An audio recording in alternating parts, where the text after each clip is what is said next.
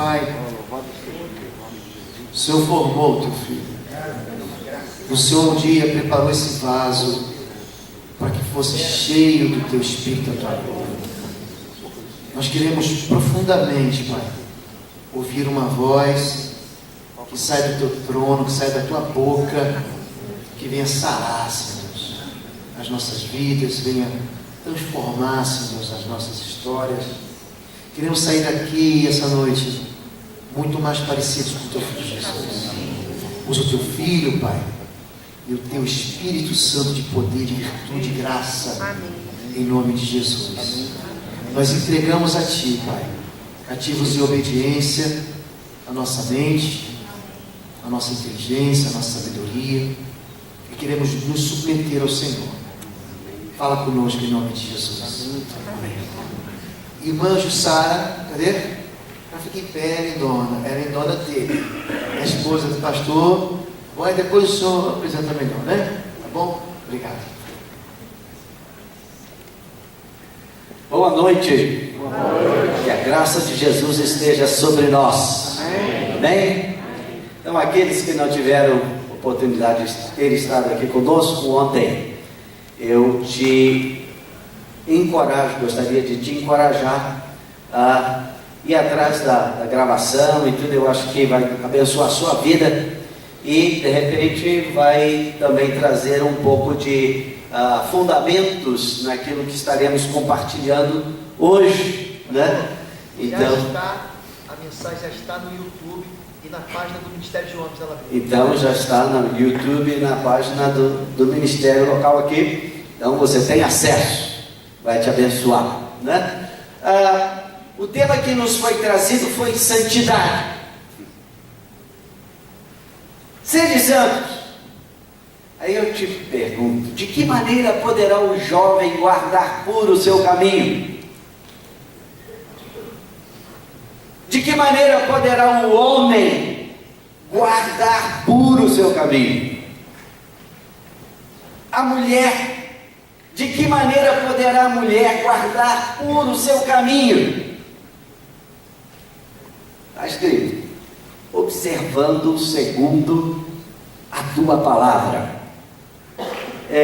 Eu não sei se você tem um texto na Bíblia que lhe seja de preferência, que você mais gosta, que você se identifica, né? Várias pessoas que eu conheço têm, e eles citam de boca cheia, né? O trecho na Bíblia que mais chama a minha atenção e que talvez seja um salmo que mais vezes eu já li e que é o mais marcado do livro de Salmos na minha Bíblia, é o Salmo 119. Tem 176 versos.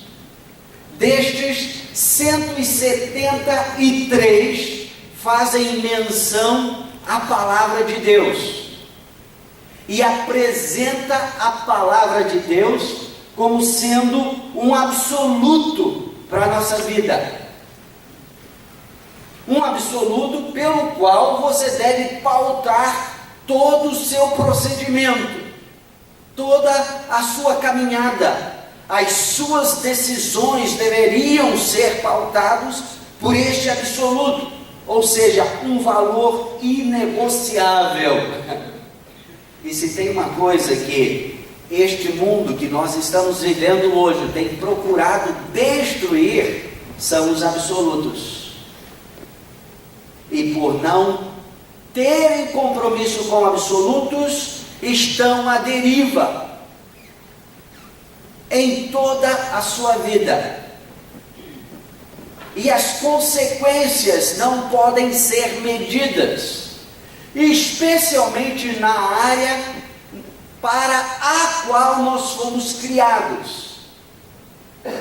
Como nós falamos ontem, Deus não te criou para servi-lo. Deus não te criou para adorá-lo ou para louvá-lo. Deus te criou, Deus nos criou. Para quê mesmo? Relacionamento com Ele. relacionamento dentro do contexto de família. Deus é um ser relacional. Deus é uma família. Deus é triuno. Deus é completo em si mesmo. Deus é amor. Amor é relacionamento. Então Deus nos criou para relacionamentos. Esta é a base principal da nossa vida. Não existe vida fora do contexto de relacionamentos. Agora, relacionamentos geram necessidades de parâmetros. Amor estabelece limite. Você já ouviu isso? Se não existe limite, não existe amor. Amor estabelece limite. Este mundo tem se distanciado de Deus porque não quer ter compromisso com limite. Você já pensou qual é o contrário de amor?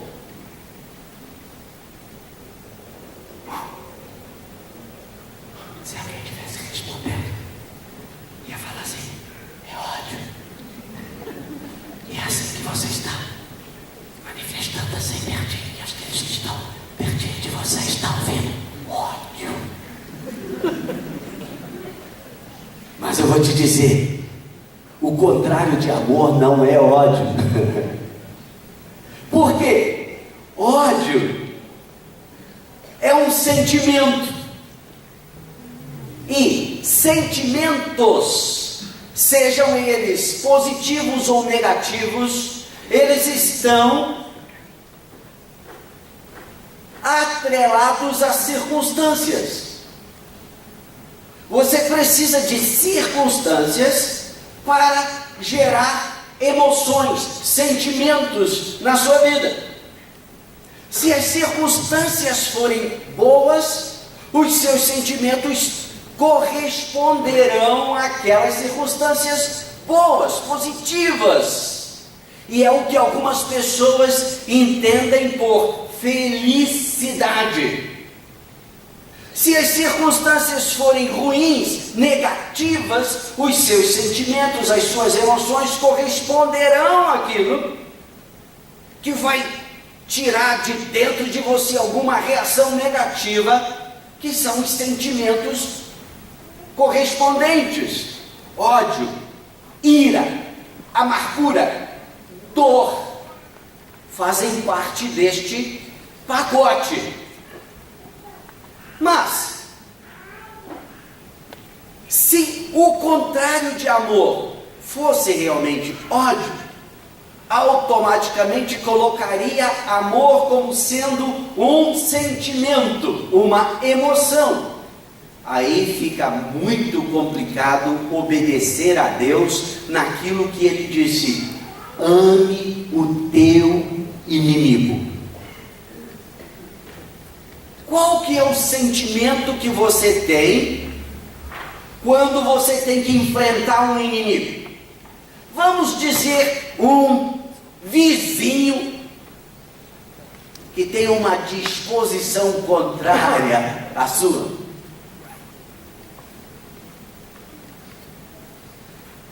Que está sempre tendo umas atitudes que são realmente difíceis de suportar. Qual que é a maneira que você sente? Ou no seu trabalho, aquele colega de trabalho que compete com você de uma maneira desleal, ele cobiça, ele tem ciúmes de você e faz qualquer negócio para te tirar do caminho de forma que ele possa ascender dentro da empresa. Qual é o sentimento que você tem em relação a essas pessoas? Por mais cristão que seja, né? Lá dentro, às vezes você pensa: então vou perder a paciência com esse sujeito. Ou quando alguém na estrada, na rua, te dá uma fechada assim de repente, e você é obrigado, né, até pelo automatismo de pisar firme no freio e tirar um pouco assim, e de repente você fica vermelho. O que você sente em relação àquela outra pessoa? É amor? Eu vou te dizer, não é. Então, amor não está na categoria de sentimentos, de emoções, que é o que este mundo tem procurado estabelecer como padrão de comportamento. Agora, nós nem temos total controle sobre os nossos sentimentos. Mesmo quando nós estamos lá desenvolvendo aquilo que a Bíblia chama de domínio próprio, nós não temos total controle sobre isso. Às vezes leva um tempinho para que você se recomponha e coloque os pensamentos em ordem e conte até 10 ou até 20 antes de dar uma resposta, porque normalmente a resposta está na ponta da língua, né? Você precisa exercer domínio próprio para não se igualar a outra pessoa na situação. Então, amor não está nesta categoria. Eu descobri, e isso é muito legal, que não tem um mandamento na Bíblia que você precisa gostar de todas as pessoas. Sabia disso? Você não é obrigado a gostar de todas as pessoas. Quando eu descobri isso, veio um alívio sobre mim, porque realmente tem algumas pessoas com as quais eu não tenho nenhuma afinidade. Aquelas que a palavra mais adequada a ser usada tem que suportar. E eu sentia mal, eu falei, tem alguma coisa errada comigo, eu tenho algum pecado na minha vida, porque não é possível, eu não consigo gostar desse irmão, eu não consigo gostar desse vizinho. Aí eu descobri que, eu não tenho a obrigação, eu não preciso gostar de todas as pessoas. O mandamento é diferente, o mandamento é amar a todas as pessoas, inclusive o inimigo. E isso eu só tenho duas opções: eu vou obedecer ou desobedecer. Agora, se eu desobedecer este mandamento, isso reflete que o meu compromisso não é com amor. Porque se o meu compromisso é com amor, eu não tenho outra alternativa a não ser amar. Deus é amor. Quer ver uma coisa que assim revela como que às vezes nós não compreendemos bem esse conceito? É João 3,16. Quantos sabem de cor? Vamos lá. Porque Deus amou o mundo Deus Filho unigênito, para que todo aquele que nele crê não pereça, mas tenha vida eterna. Amém, é isso mesmo. É o texto mais traduzido no mundo. Agora, quantos conhecem de cor 1 João 3,16? Levanta a mão assim se você sabe de cor. 1 João 3,16. Eu vou falar para vocês. Nisto conhecemos um amor, que Ele deu a sua vida por nós, e nós devemos dar a vida pelos irmãos. Ah, esse ninguém quer saber. Por quê? Saber isso implica responsabilidade. E nós devemos dar a vida pelos irmãos. Nós temos até medo de amar. Nós temos medo de anunciar que amamos as outras pessoas.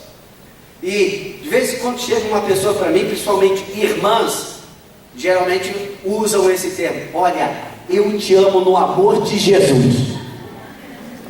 Não querem compromisso. Olha, não pense que eu estou interessado em você. Eu te amo, mas é só com o amor de Jesus. Eu falei, glória a Deus, porque se é o seu amor, eu não estou muito interessado, não vai me fazer bem. Porque o único amor que é realmente amor verdadeiro é o amor de Deus. E é o amor com o qual nós precisamos amar uns aos outros. É o amor de Deus. E o amor de Deus não é centrado em si, mas é centrado no próximo. O mais próximo disso que as pessoas entendem é: não existe amor verdadeiro. O único amor verdadeiro é o amor de mãe. Já ouviu isso? Porque mãe ama sacrificialmente. Ela dá de si para os filhos. Tanto que a Bíblia fala: ainda pode uma mãe esquecer-se do filho que amamenta? É muito difícil acontecer isso. Mas, ainda que esta esqueça-se do filho que amamenta, do filho do seu ventre, eu, todavia, não me esquecerei de ti, diz o Senhor. Amém. Isso é amor, compromisso. Então, eu me lembro quando eu era adolescente, tinha umas figurinhas pequenininhas assim, algumas pessoas faziam coleção. Amar é, aí 3 pontinhos. Cada bobagem. Eu vi até um livro, né, quando eu estava assim, naquela fase de apaixonar-me por toda a estrutura molecular interessante aos meus olhos. Aí eu fui numa livraria, achei um livro que eu achei que podia ser interessante, né? Amor, sentimento a ser aprendido. Falei, esse deve me ensinar alguma coisa. Não ensinou nada, besteira pura. Por quê? Amor não é sentimento. Amor é um mandamento. Se é um mandamento, ele requer uma decisão moral, uma decisão do coração, uma decisão do livre-arbítrio. Você tem que inclinar a sua vontade e a sua decisão naquilo. Então o que seria amor? Então quem sabe você está anotando aí, né, para depois você colocar numa figurinha. Amar é. Então vê se você consegue captar. A decisão de fazer sempre o melhor possível para Deus, para o próximo e para si mesmo.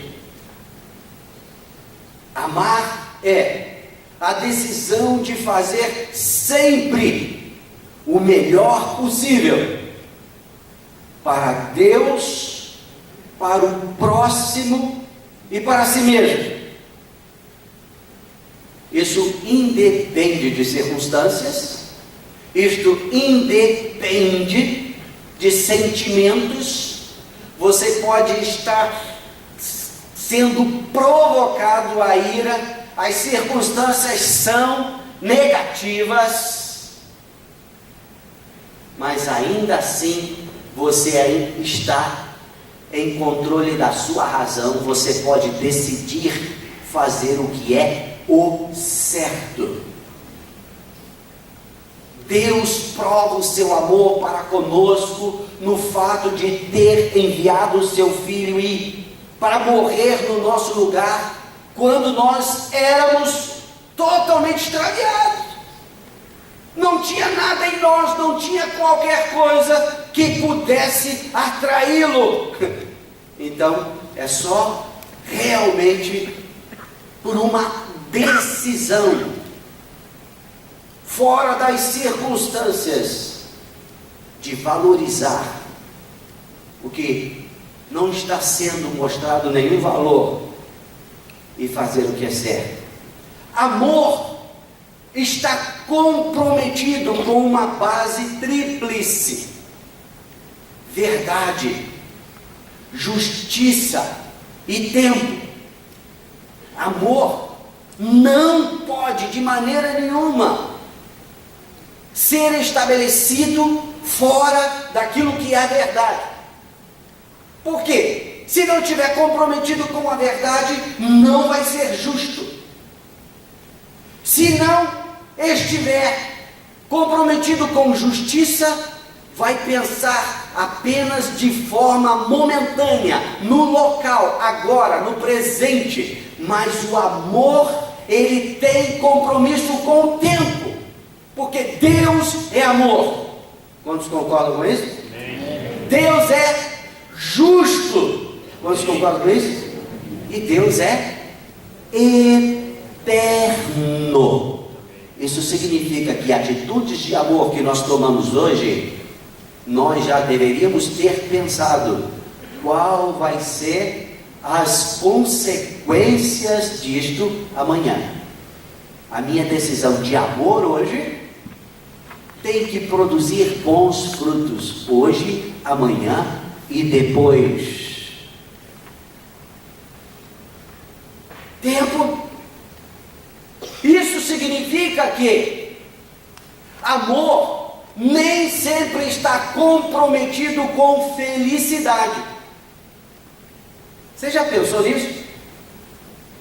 Deus não está comprometido com a sua felicidade.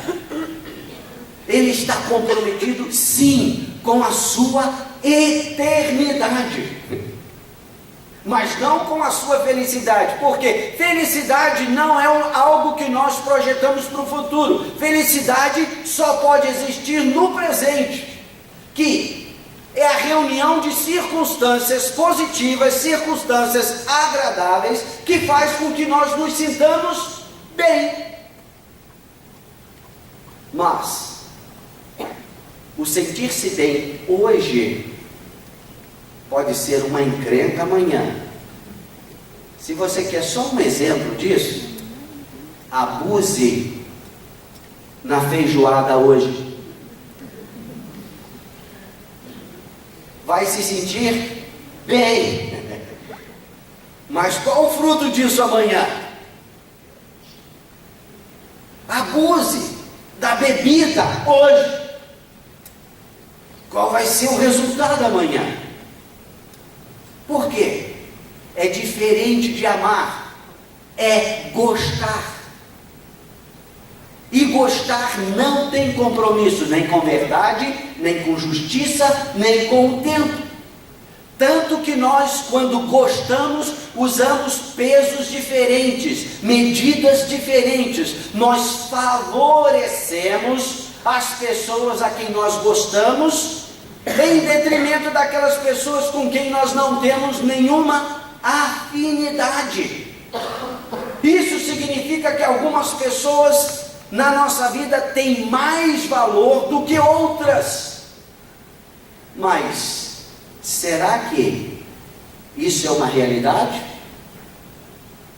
Será que alguém tem mais valor do que outra pessoa?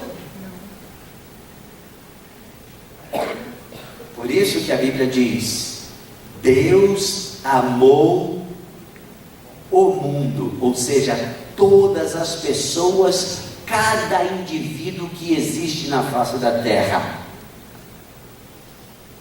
Porque este amor é igual para todos. Não é diferente de amor de pai e de mãe em relação aos filhos.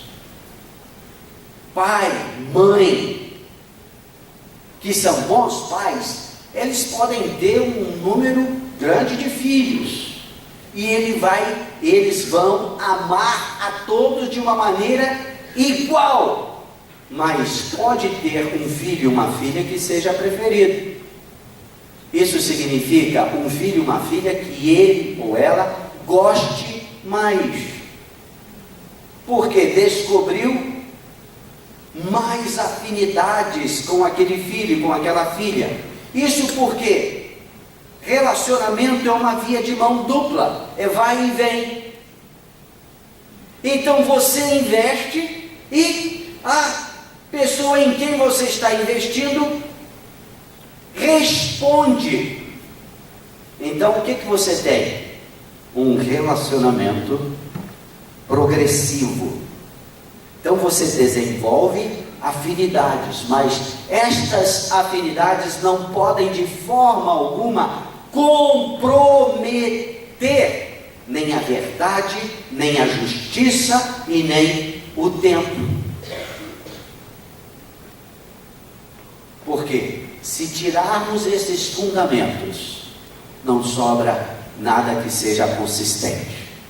Agora, voltando atrás, ontem eu encorajei a vocês a dormirem com uma pergunta: quem é Deus para você? Quem é Deus para você? Hoje eu faço uma pergunta: quantos querem ir para o céu? Então faz um sinal assim para mim, eu quero ver se você está interessado, tá? Alguns não estão meio tímidos assim, lá vem uma pegadinha. Não tem pegadinha não, só queria saber se você está interessado em ir para o céu. Bem, o que você vai fazer no céu?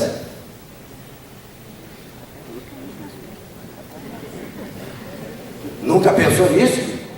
Olha, vou te dizer uma coisa: não é uma boa ideia planejar uma viagem ou querer fazer uma viagem sem planejamento. Quando você sai para uma viagem de férias ou a negócio, seja qual for a razão, você deve fazer algum tipo de planejamento. Porque quem não planeja já planejou o fracasso. Quem não tem alvos específicos não tem o que alcançar. Então o que você vai fazer no céu? O que você pensa da eternidade? Eu vou te dizer, a maioria das pessoas não pensam nada a respeito do céu. É por isso que tem tanto medo de morrer. Se tem uma enfermidade, tem uma doença, tem alguma coisa, sentiu-se mal, se é crente, já vai correndo para a igreja: pastor, ora por mim porque eu estou sentindo muito mal. Ou eu tenho aquilo outro. Medo de morrer.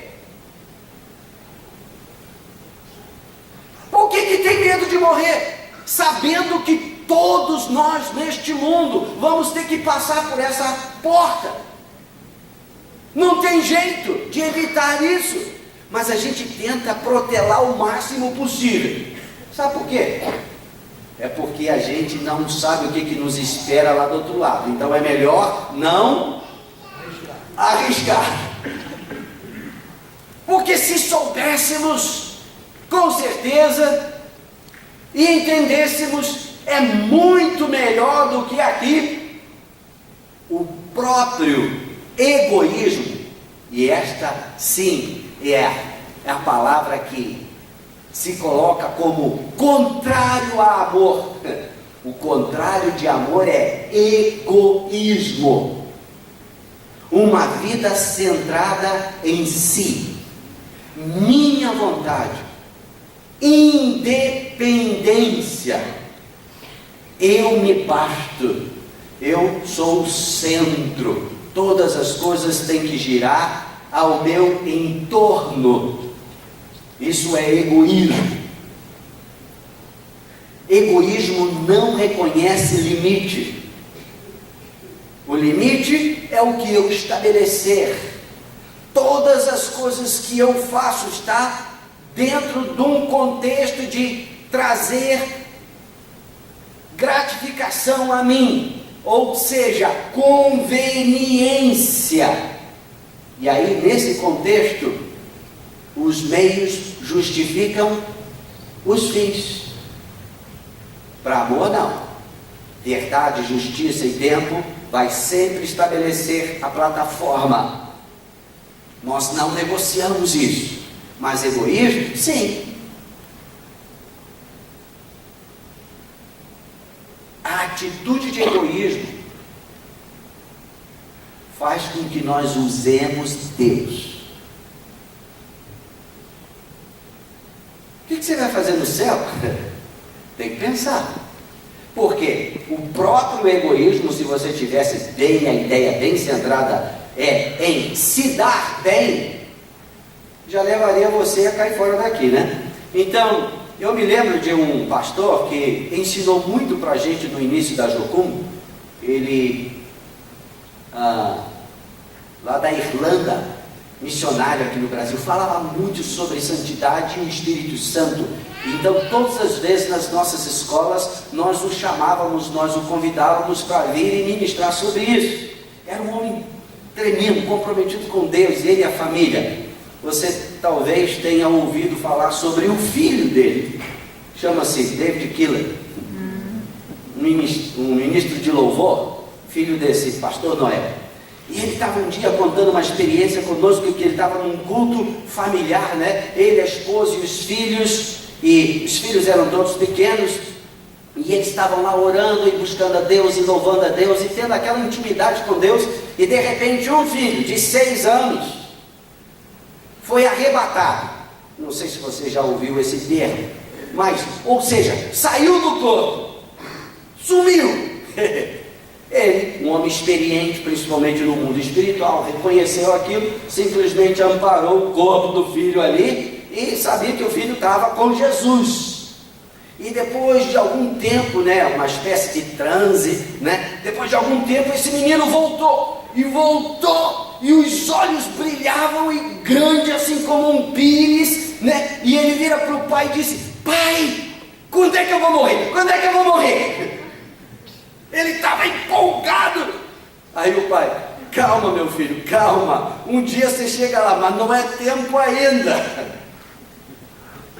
Ou seja, quando ele voltou daquela experiência, daquela viagem que você poderia chamar viagem astral, com Deus, com Jesus, visitando o outro lado, né? O lado do eterno, o lado do infinito, ele ficou empolgado, e ele já não aguentava mais essa vida aqui. Ele falou: pai, quando é que eu vou morrer? Quando é que eu vou morrer?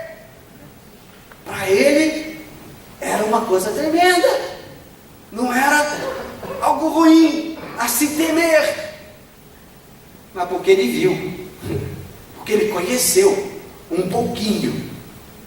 E nós vemos na palavra de Deus Paulo falando: nem olhos viram, nem ouvidos ouviram. Isso está lá em 1 Coríntios capítulo 2, verso 9.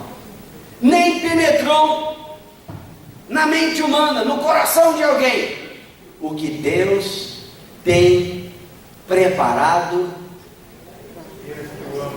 para aqueles que o amam. Olha, isso faz toda a diferença, porque normalmente nós só ouvimos mensagens em torno de quanto Deus nos ama. Mas o céu, a eternidade com Deus, não tem nada a ver com o amor de Deus por nós. É centrado no nosso amor para com Ele. Você já pensou nisso? Quantos aqui assistiram o filme Avatar? Olha, não é pecado não, para levantar a mãozinha. Eu vi, assisti mais de uma vez. Eu fiquei encantado com a criatividade, com a beleza, com a imaginação. Gente, é bonito o negócio, mas conforme está escrito aqui, nem olhos viram, nem ouvidos ouviram, nem passou pela mente da pessoa mais criativa, como esse cara aqui, né? Dirigiu, criou Avatar.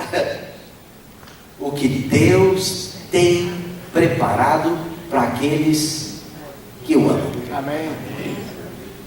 Só de pensar nisso já enche o meu coração de expectativa, porque ao contrário daquela vida chata que algumas pessoas pensam, né, e projetam para a eternidade. Puxa, o céu deve ficar muito chato, né? Você sentado em cima de uma nuvem lá com uma arminha na mão, né, e lá tocando louvor a Deus o tempo todo. Olha, eu vou dizer, deve ser chato com força. Igual uma vez uma pessoa chegou para mim, lendo aquela passagem da palavra que diz que querubins ou serafins estão diante do trono, né? E todo o tempo dizendo: Santo, Santo, Santo. Aí alguém fala: mas que vida chata, que vida, né? Que é isso? Não tem mais nada para falar, não tem mais nada para fazer, não. Mas eles não entendem o contexto de quem Deus é. E ontem eu falei para vocês sobre uma base, uma plataforma fundamental para que nós entendamos a palavra de Deus, ou doutrina, ou teologia, ou qualquer citação a respeito de Deus, que é conhecer o seu caráter. E a vida eterna é esta: que te conheçam a ti, o único Deus verdadeiro, e a Jesus Cristo a quem tu enviastes. Isso significa relacionamento, e relacionamento gera expectativas, e assombro, e emoções, e sentimentos gostosos. E quando você medita nesses seres que estão lá o tempo todo dizendo Santo, Santo, Santo, é porque todo o tempo que eles olham, que eles, né, veem Deus, eles descobrem uma nova faceta do caráter de Deus, da pessoa de Deus, que é tão assombroso, que é tão maravilhoso, e eles ficam tão empolgados, e eles não têm outra palavra a expressar a não ser Santo. E eles não trocariam aquela posição com nenhuma outra criatura do universo. Ou seja, o privilégio de continuar descobrindo novas coisas a respeito de Deus. Relacionamento gera isto. Eu sou uma pessoa que viaja muito, faz parte do meu trabalho, do chamado que Deus colocou nas minhas mãos. E como ontem eu falei, já estive em todos os cantos desse mundo, já estive em lugares fabulosos, fantásticos, né? Alguns, né, principalmente quando eu tenho oportunidade de falar com crianças, adolescentes, ou em escolas, né? Teve uma vez que eu cheguei numa classe, né, tinha lá uma porção de piá, como diz aqui no sul, né? E eu falei: sabe, eu estava num determinado lugar, lá na Ásia, em Hong Kong, e eu saí de lá de avião 11 horas da manhã, e eu voei 16 horas, e cheguei em Los Angeles. E eles: até agora tudo beleza, né? Só é muito chato ficar 16 horas no avião. Mas de repente eu falei: mas tem um negócio que eu cheguei em Los Angeles depois de voar 16 horas no mesmo dia, às 8 da manhã. Ou seja, eu cheguei antes de ter saído. Aí eles olharam para mim e começaram a risada: mentiroso. Mas quando você estuda geografia, principalmente essa questão de fuso horário, é isso que acontece, é exatamente isso. Então já tive muitas experiências com viagens. Eu já estive acampado no Alasca, na praia, no Alasca, por 6 semanas. Eu estava lá com uma equipe de evangelismo. Agora, a coisa mais interessante que eu vi nesse negócio, além do friozinho que eu passei, né, não tinha noite. Meia-noite, o sol estava brilhando. 1h da manhã, o sol estava brilhando. Aí, de repente, ele dava uma escondidinha assim, ficava aquela luminosidade assim, meio apagada, igual quando você tem uma noite de lua bem cheia, bem clara, né? Isso por 1h30, no máximo 2 horas, e de repente o sol aparecia de novo com todo o seu esplendor, e era 22 horas direto de luz do sol. Eu já tinha estudado isso nos polos, né? Mas uma coisa é você ler, outra coisa é você ver. Aquilo me encantou de uma maneira tremenda. Então eu já tive muitas experiências com viagem. Mas eu vou te dizer uma coisa. A coisa mais gostosa que tem numa viagem, pelo menos para mim, é o dia da volta. É quando eu chego em casa. É ter alguém me esperando. Mas não apenas me esperando porque eu não tenho outro lugar para ir. Esperando com expectativa. Até o cachorro fica feliz em me ver, em me receber. Isso é muito especial. E é o que mais gera expectativa no coração. Poder voltar. Isso só acontece porque existe um relacionamento de amor. Existe um relacionamento de amor, de compromisso, que não está interessado no que recebe, mas comprometido com o dar-se totalmente de si mesmo em prol do outro. E a eternidade é isto. A eternidade com Deus é isto. É fundamentada em amor, não apenas do amor dele para conosco, que é um amor extravagante, mas o que este amor gerou ou gera em nós em relação a ele. Não existe amor sem fidelidade. Não existe amor sem compromisso. Não existe amor sem lealdade. E estendendo um pouco mais o pensamento, não existe amor sem santidade. A medida do seu amor é a mesma medida da sua santidade. Então, santificação é uma saturação de amor, de compromisso de amar. Por isso que a Bíblia diz: segui a paz com todos. Está lá em Hebreus 12:14. E a santificação, sem a qual ninguém verá o Senhor. Ninguém. Porque amor sem santidade é egoísmo, é centrado em si mesmo, eu estou interessado em tudo aquilo que você pode contribuir na minha vida para me fazer melhor, mais feliz, mais abundante, mais próspero. É o que homens às vezes chegam para a mulher e dizem: eu te amo. Na verdade está dizendo: eu estou interessado em tudo aquilo que você tem para me gratificar. Não está estabelecido em compromisso, não está estabelecido em fidelidade, não está estabelecido em lealdade, não está estabelecido em honra. Porque não tem como você amar alguém sem honrar esta pessoa. Não tem como você amar alguém sem louvá-la, que é o mesmo que elogiá-la, enaltecê-la por quem ela é, pelos seus atributos, pelos seus valores. E é por isso que nós amamos a Deus.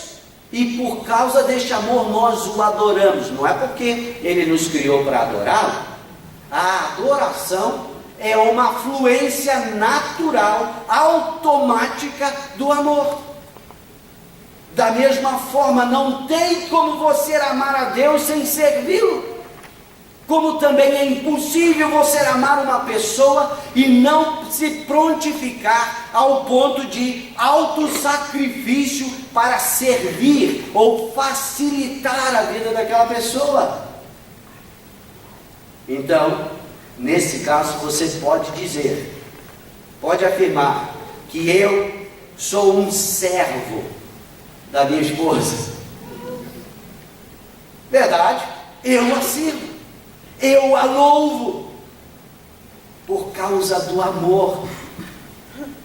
E esse amor nos promove.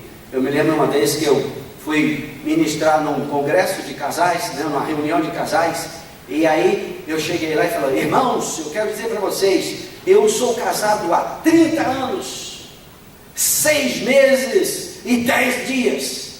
Aí todo mundo, puxa, que coisa maravilhosa, né? Então, aí eu falei: mas não é com a mesma mulher. Aí todo mundo olhou para mim e disse: é porque ela já mudou tanto, ela não é mais a mesma com qual eu casei. Eu também já mudei tanto, não sou mais o homem com o qual ela casou. Porque o amor, ele não é estático, ele é dinâmico, ele gera transformação, ele gera crescimento, ele tira o que existe de melhor de cada um de nós. E é impossível que você se relacione com Deus e não cresça, e não mude, e não seja transformado, e não se torne melhor, e não apareça, não venha à tona o que de melhor existe em você, que é fruto dele, da criação dele, criado à sua própria imagem, à sua própria semelhança. Não tem jeito, é impossível. E é baseado nessas verdades lógicas que Jesus diz lá em João capítulo 14, verso 15: aquele que me ama guarda os meus mandamentos. Não tem jeito de ser o contrário. Verso 21: aquele que me ama guarda os meus mandamentos, e eu também o amarei e me manifestarei a ele. Verso 23: aquele que me ama guarda a minha palavra, e meu Pai o amará, e viremos para ele e faremos nele morada. Relacionamento de intimidade, relacionamento de compromisso, onde você conhece e se dá a conhecer, onde não existe nada escondido, não existe milindres, não existe cantos obscuros, porque amor é luz, não se desenvolve nas trevas, não se desenvolve na escuridão. Amor não tem espaço para segredos. Se uma pessoa tem uma vida cheia de segredo, é porque não ama. Porque o amor não esconde nada, não corre o risco de alguém a quem ele está amando ser surpreendido por alguma coisa ruim, algum segredo, alguma coisa que só ele pode saber e da qual se envergonha. Isso só abre espaço para manipulação do inimigo. Deus nos chamou para vivermos na luz. Luz é transparência, é conhecer-se como é, sem ter nada escondido, sem ter nada da qual se envergonha, sem ter nada da qual ele tem medo de que alguém descubra. Uma vida transparente. Por quê?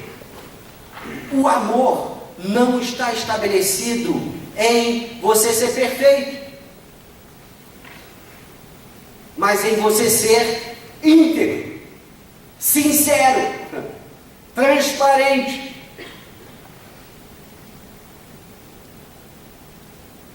E a eternidade com Deus é exatamente estabelecida nesta plataforma em que nós o amamos. Nós fomos impactados pelo seu amor por nós. Nós fomos constrangidos pelo seu amor por nós. Ele nos quis, não porque nós podemos oferecer a Ele alguma coisa. Por isso que a Bíblia diz: pela graça sois salvos. Isso não vem de vós, é dom de Deus, não de obras para que ninguém se glorie, porque somos feitura dele, criados em Cristo Jesus, para as boas obras, as quais ele preparou para que andássemos nela, de antemão, ou seja, antes. Então, ser bom é o esperado de você.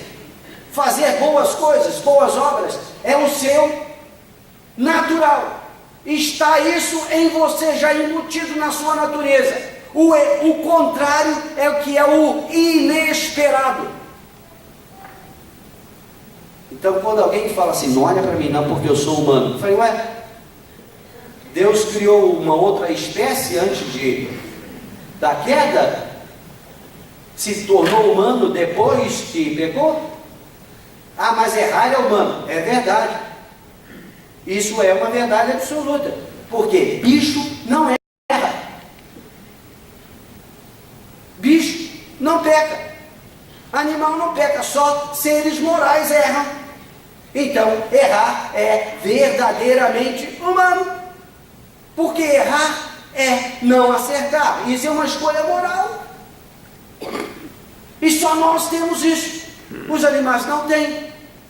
Por isso que Deus não tem problema nenhum de governar o mundo dos animais, porque eles respondem 100% à sua própria natureza e espécie, instinto. Mas nós não. Nós tomamos decisões, nós estabelecemos metas, nós podemos mudar as coisas, nós construímos o nosso futuro com as decisões que tomamos no hoje, no presente. E isso vai ser resultado de uma vida em amor ou uma vida em egoísmo. Algumas pessoas, por não estarem inteiradas de João 17,3, a vida eterna é esta, que te conheçam a ti, o único Deus verdadeiro, e a Jesus Cristo a quem tu enviastes. Por não se aprofundar nisso, viver só na superfície, pode pregar o evangelho assim: olha, aceita Jesus, senão você vai para o inferno. Você já ouviu alguém declarar isso? Eu já fiz isso também. É uma verdade. Se você não aceitar Jesus, vai realmente para o inferno. Isso é uma verdade. Mas quando alguém fala ou declara com tanta veemência isto, o que está falando sobre Deus? Que Deus é centralizador, arbitrário. Se você não concordar com ele, vai dançar. Então é melhor que você reconheça, né? Seja inteligente e se incline. Mas isso não é a verdade de Deus. Ele não é centralizador, ele não é arbitrário, ele não é controlador. Ele é um Deus de amor, e amor não controla. Amor não manipula. Amor não oprime. Amor não chantageia. Se há uma coisa que você não pode é comprar amor, negociar amor, manipular amor. Não tem jeito. Amor dá-se livremente e recebe-se livremente. Fora disso, só existe espaço para uma coisa: conveniência. Eu cedo aqui porque eu vou ganhar isso, isso, isso, isso. Conveniência, negociação, egoísmo. Deus não faz isso. Ah, mas então, por que existe o inferno? Eu vou te dizer uma coisa: se você pensar no caráter de Deus, no amor de Deus, na benignidade de Deus, no amor extravagante de Deus, você vai pensar, você vai concluir: o inferno é um ato de respeito, é um ato de misericórdia de Deus. O que seria a morte? A morte é uma passagem de uma dimensão para outra, da dimensão do finito, onde nós existimos, para a dimensão do eterno, do infinito. E nesse contexto, nós seremos multiplicados pelo infinito. Se a essência da nossa vida é egoísmo, vida centralizada em si, ao passar para o outro lado, esta essência será multiplicada pelo infinito.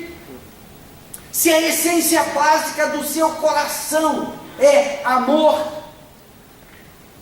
ela será também multiplicada pelo infinito, pela dimensão do eterno, pela dimensão de onde Deus existe. Aí uma pessoa que resistiu Deus o tempo todo, e eu vou te dizer uma coisa: quanto mais eu penso sobre essas coisas, mais eu concluo que é muito difícil, é realmente muito difícil ir para o inferno. A pessoa tem que insistir muito para ir para o inferno, tem que ser realmente obstinada, porque em todo lugar que você vai, Deus está ali. Em todo lugar que você chegar, Deus está ali, manifestando o seu amor, apelando para você, para arrazoar com Ele, como nos diz lá em Isaías capítulo 1, verso 18: vinde, pois, e arrazoemos. Ou seja, vamos conversar, vamos dialogar, vamos bater papo. Ainda que os teus pecados sejam como a escarlate, eles se tornarão brancos como a neve. Deus está em todo lugar. Os céus manifestam a glória de Deus, o firmamento anuncia as obras das suas mãos. E se você não é cego, em todo lugar que você chegar, você vai contemplar a explosão extravagante do amor de Deus chamando a sua atenção. E mesmo que você seja cego, só de você tocar, só de você apalpar, você vai ver, vai sentir esse apelo de Deus.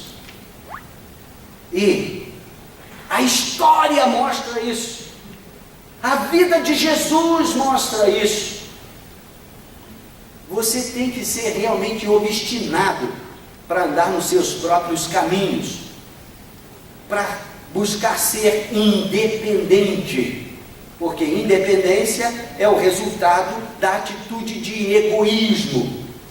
Nariz é meu, eu faço o que eu bem entendo, cuida da sua vida, que eu cuido da minha. Deus deu a vida, já viu esse adesivo em alguns carros? Para cada um cuidar da sua. independência. Mas amor não é independente. Amor impõe limite. Limite na minha própria paixão, nos meus próprios desejos, porque eu amo uma mulher, porque eu amo pessoas, eu tenho compromisso com os meus amigos, eu tenho compromisso com a minha igreja, eu tenho compromisso com os meus filhos, eu tenho compromisso com os vizinhos. O que eu faço importa, porque vai gerar esperança ou desespero na vida deles, vai gerar vida ou morte na vida deles, vai gerar alegria ou dor na vida deles. Isso deve gerar em mim temor, para que eu me desvie do mal. Aí uma pessoa, depois de insistir, vai lá para o outro lado. E o que ele é, aquela independência, aquele egoísmo, aquela vida centrada em si mesmo, é multiplicada pelo infinito. E o Salmo 139 nos diz: Senhor, Tu me sondas e me conheces, sabes quando me assento e quando me levanto, de longe penetras os meus pensamentos, esquadrinhas o meu andar e o meu deitar, e conheces todos os meus caminhos. Ainda a palavra me não chegou à língua, e Tu, Senhor, já a conheces toda.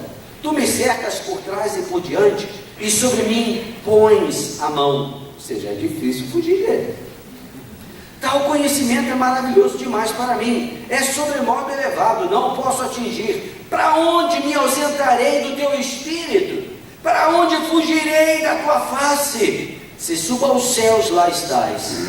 Se faço a minha cama no mais profundo abismo, lá estás também. Se tomo as asas da alvorada e me detenho nos confins dos mares, ainda lá me haverá de guiar a Tua mão, e a Tua destra me susterá.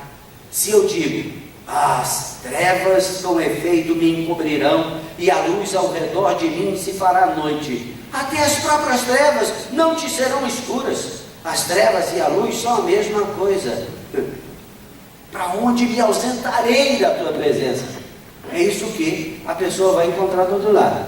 Ou seja, tudo que ele odiou, tudo que ele rejeitou, de tudo quanto ele fugiu, é o que tem lá do outro lado. Amor eterno, interdependência eterna, luz eterna, a presença de Deus em todos os lugares. E ele detesta, ele conseguiu fugir, esquivar-se de Deus durante toda a sua vida aqui. Lá não tem jeito. Vai ser a maior agonia, o maior desespero. Uma pessoa que não tem lugar para estar. E Deus, que o amou tanto, mas sabe que é impossível ter relacionamento com Ele. Por quê? Como nos diz lá em Amós capítulo 3, verso 3: andarão dois juntos se não houver entre eles acordo? Impossível você ter um relacionamento progressivo, um relacionamento de beleza, um relacionamento de amor, se os dois lados não estiverem 100% comprometidos. E está lá esse indivíduo, e Deus o respeita tanto, que Ele próprio, como Criador, criou um lugar onde Ele não vai estar, um lugar totalmente ausente da sua presença, dos seus atributos, da sua beleza, do seu caráter, para que essas pessoas que não querem viver com Ele tenham um lugar para viver. Isso é respeito. Isto é amor, que faz com que você tolere mesmo com dor, mas respeite o indivíduo. Mas alguém fala: mas pastor, a Bíblia fala que lá tem sofrimento. Tem. Isso também é a misericórdia de Deus. Por quê?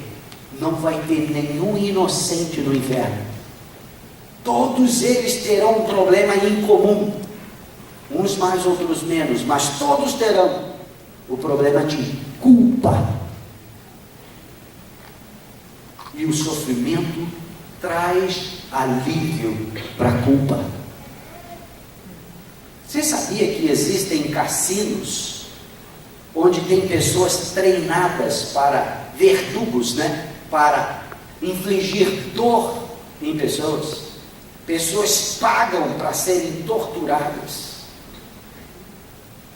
Por quê? Porque aquilo traz alívio à consciência. Por que pessoas pagam promessa? Carregam cruz nas costas, ou pegam um açoite e começam a se autoflagelar,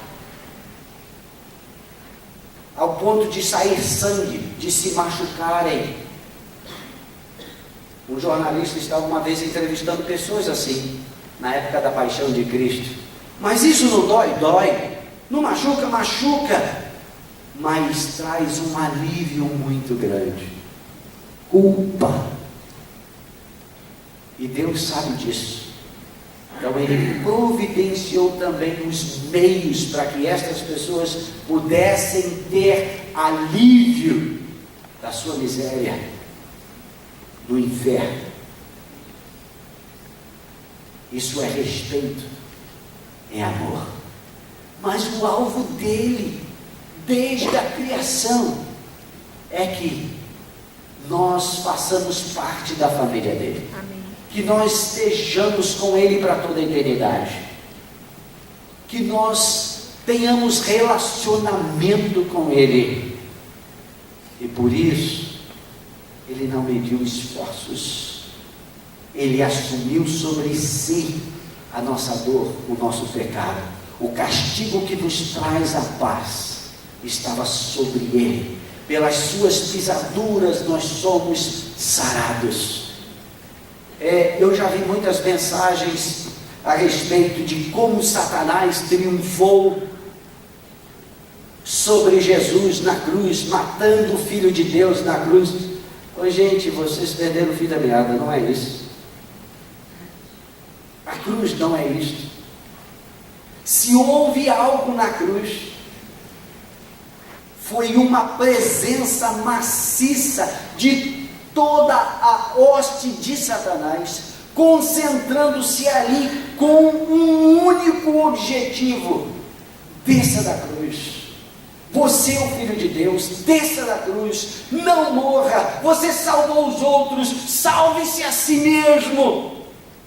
Isso você ouve, ecoando através dos lábios daqueles escarnecedores que estavam ali, mas na realidade era o que eles estavam ouvindo da batalha espiritual do mundo eterno que estava ali ao redor da cruz, ao redor de Jesus.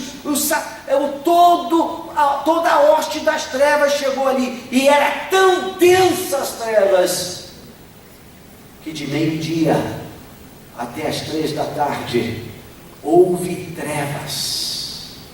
O sol escureceu, de tão densas trevas, de todas as hostes satânicas ali, para dizer para Jesus: desça da cruz, não morra, não morra, você é o Filho de Deus, você não precisa morrer. Satanás sabia que com a morte de Jesus, ele não tinha mais reino, ele não tinha mais poder, ele perderia o pouquinho que ele pensava ter de controle. Mas às 3 da tarde, Jesus brada: tudo está consumado. Pai, nas tuas mãos eu entrego o meu espírito. Ou seja, não existe maior amor do que este, de alguém que abre mão da sua própria vida, entregando-a àqueles a quem ama. E Satanás diz: não! E vazou. E o sol brilhou de novo. Mas os portais dos céus se abriram para você e para mim. Mas só é possível quando nós entendemos o amor extravagante de Deus e respondemos a Ele, ao ponto de dizer: olha, ainda que a terra não floresça, que a videira não produza frutos, que não haja nem vaca, nem ovelha, nada nos currais, e até que os montes tremam, se abalem e caiam, eu todavia me alegrarei naquele que é o meu maior amor, pelo qual eu vivo, e se for necessário morrer, é lucro.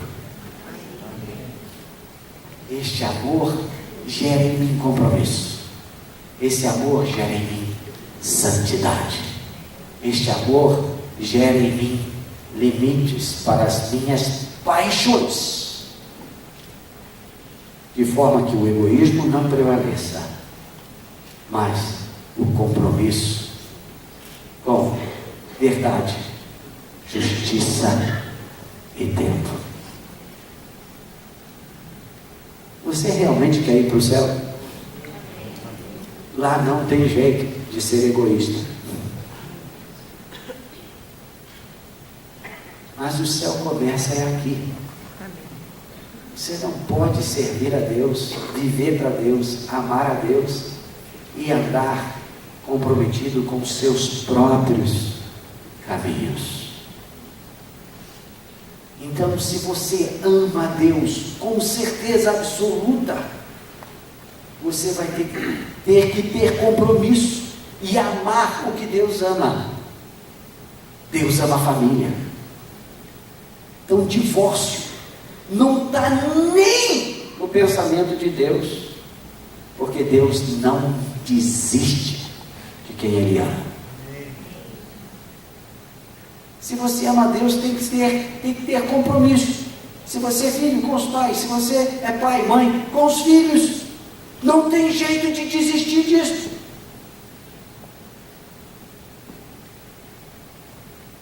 A aplicação desta atitude no mundo é o que a Bíblia chama de santidade. E quando você abre a Bíblia, em tantos lugares, está falando sobre isso. E Pedro, lá em primeiro capítulo, né, do primeiro livro, que ele escreveu, verso 13 até o 16, ele diz: por isso, sede sóbrios, e espere inteiramente na graça que vos está sendo trazida, revelada na pessoa de Jesus Cristo. Como filhos da obediência, não permita, não te amoldes às paixões que você tinha anteriormente na tua ignorância. Pelo contrário, segundo é santo aquele que te chamou, torna-te também santo em todo o teu procedimento, ou em toda a tua maneira de andar, porque escrito está: sede santos, porque eu sou santo. Amanhã a gente vai focalizar bem mais, esmiuçar esse conceito de amor, de santidade, na parte da manhã do culto. Então, se você quer saber o que isso implica, vem amanhã também. Mas se você não está interessado em comprometer-se com isto, venha não. hoje já foi suficiente. E só vai te trazer rolo. Porque quanto mais se sabe, mais responsabilidade se tem com aquilo que se sabe. É a lei da luz, da revelação, do conhecimento. A quem muito é dado, muito também é exigido. Se você quer ter esse compromisso de amar a Deus e de conhecer a Deus, de prosseguir nessa aventura de conhecer a Ele, eu quero orar por você. E você só precisa se colocar de pé onde você está.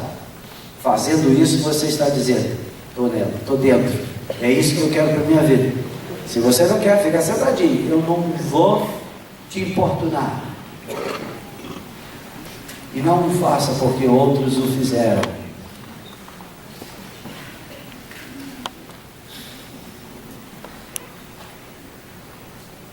Nem olhos viram, nem ouvidos ouviram, nem passou pela mente ou coração de qualquer pessoa, por mais criativa que seja, aquilo que Deus tem preparado para aqueles que o amam. Senhor, Tu és encantador. Eu me empolgo contigo, me empolgo com a Tua criação, me empolgo com as coisas que o Senhor fez, me empolgo com as leis físicas, me empolgo com a Tua lei, a lei moral, a Tua lei revelada, que é mais doce que o mel. Deus, eu me empolgo por conhecer o Teu caráter, por andar contigo. Tu és maravilhoso, e eu concordo com aqueles serafins: Santo, Santo, Santo é o Senhor dos exércitos. Tu és infinito, não pode ser contido numa teologia sistemática. Tu estás sempre se revelando, e o Teu desejo é que nós Te conheçamos e fiquemos empolgados contigo. Deus, e eu quero pedir: abre nossos olhos, abre nosso entendimento e abre nosso coração para esta Tua palavra. Eu oro pelos meus irmãos aqui. Deus, no nome de Jesus, que esta igreja seja despertada para esse desafio da eternidade, que é conhecer a Ti, é ter relacionamento contigo e andar contigo, para a glória do Teu nome.